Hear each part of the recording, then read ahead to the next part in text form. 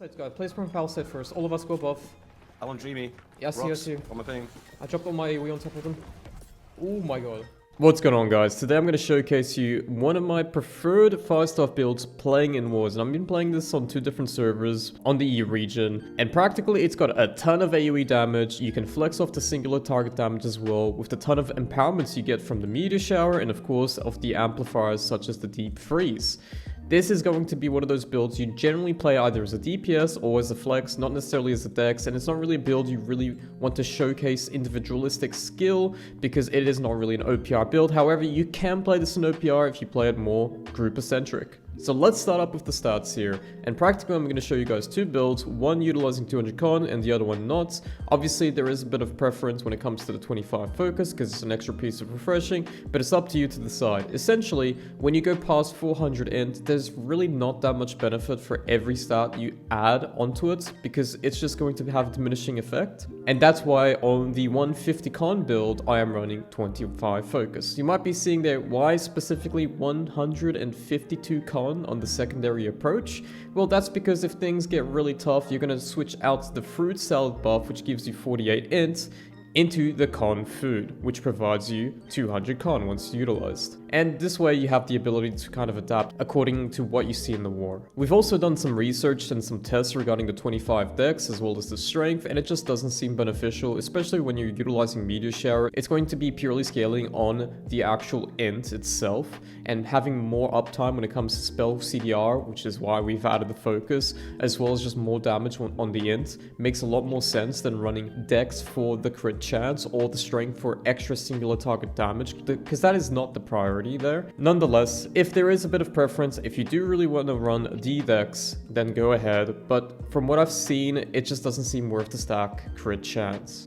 The next thing is going to be the weapon masteries, and IG wise it's pretty traditional. We're mostly looking at defensives, some utility spells such as Shower and Entomb, Storm to amplify your damage because of the deep freeze. You obviously want to use your ice abilities first so that when you cast the fire abilities on top, it's going to do an increase of 15% damage. Nonetheless there, you're going to have CDR, some fortification perks, as well as the blocking ability, which is very important when dealing with spears as well as sword and shields. But on the Firestaff itself, we're going very traditional meteor shower build. We're only going to get 2 points. We want to get the second point on meteor shower to get the mana regen. That way you don't have to use mana pots in the war, and the last point on pillar for the exact same reason. After that, you're going to see your typical smolder affecting perks, extra damage amplifiers, crit chance, crit damage, and some other benefits as well. Next up, it's going to be the gear, and the gear is going to be pretty simple. We're going to have the featherweight artifact combined with 2 frigid pieces from the new dungeon. That's going to be increasing your armor rating by quite a lot. It's going to make you a little bit of a hybrid medium into light. It's the in-between of those two. But of course, you're going to be going for defensive perks as your third option, ideally all refreshing depending on how you want to play. I've gone for flame conditioning because I want to trade. 2 light pieces, you're going to have to craft them. You want to craft as a priority either elemental aversion or enchanted wards as the number 1 slotted perk, and then afterwards the weapon perk, which is going to be fireball and meteor shower. When it comes to the jewelry itself, we're going to be having your stereotypical stamina recovery, health, and thrust protection amulets. You can obviously attain the Tangled Vine amulet, it's free, but you still have to craft it with 3 chromatic seals to lock the 3rd perk, as well as the matrix, so it's not actually free, it's about 20k plus. If you crafted it yourself, it might be a little bit more expensive, depending on obviously Azov Inductor craft, or if you get lucky with the Golden Scarab crafts. But yeah, ring itself, you can go for the Champion's Ring, you can go for a refreshing 3rd perk instead of Invigorated Punishment, you can go for Mortal Empowerment 3rd perk, but the 2 prior perks is going to be Fire Damage and Hardy.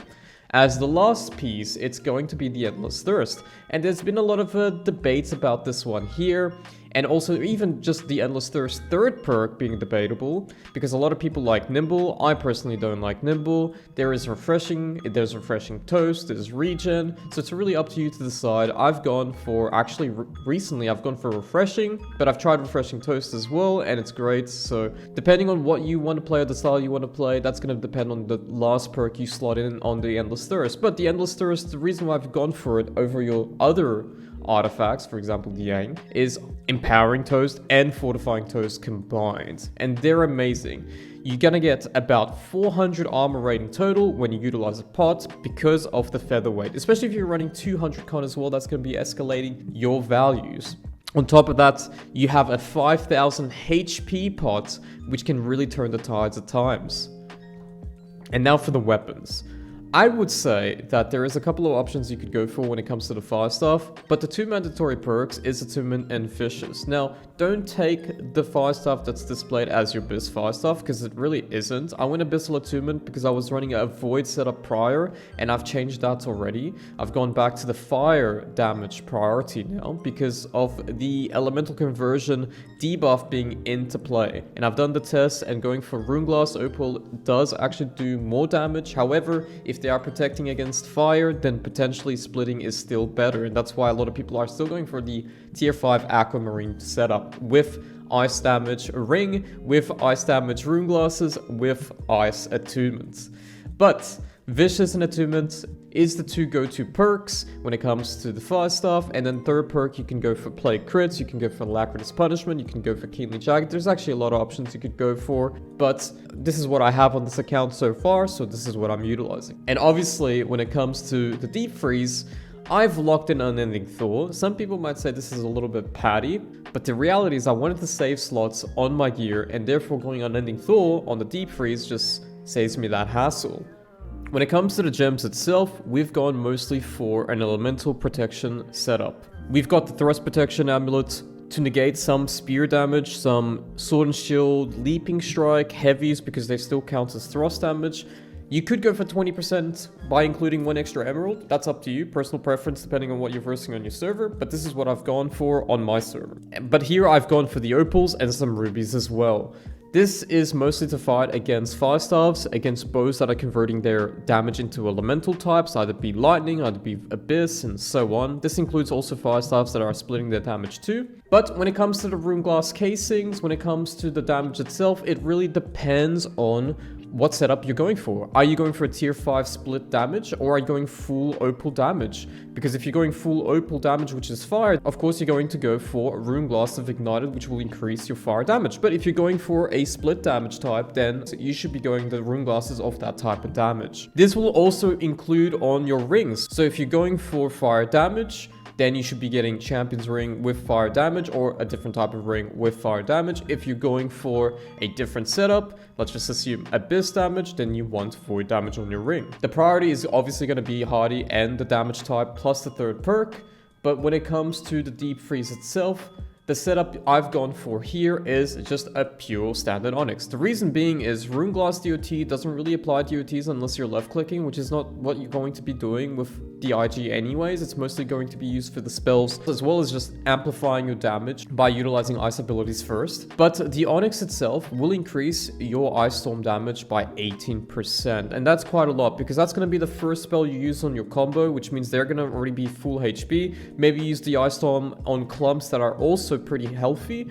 and therefore you're going to be doing more damage with any other gem or rune glass included. And that's it for today, guys. I hope you guys enjoyed this video illustrating the best Firestaff IG war build when it comes to DPS and flex currently in the meta, at least in the EU region that is. I'm not sure about the NA region so much. However, we have an update as well. We are going to be releasing 3 new videos regarding the 3 best Dex melee builds in New World, and this is going to be illustrating light, medium, as well as heavy builds, so make sure to like and subscribe if you want to keep track of them, and I'll catch you guys in the next one.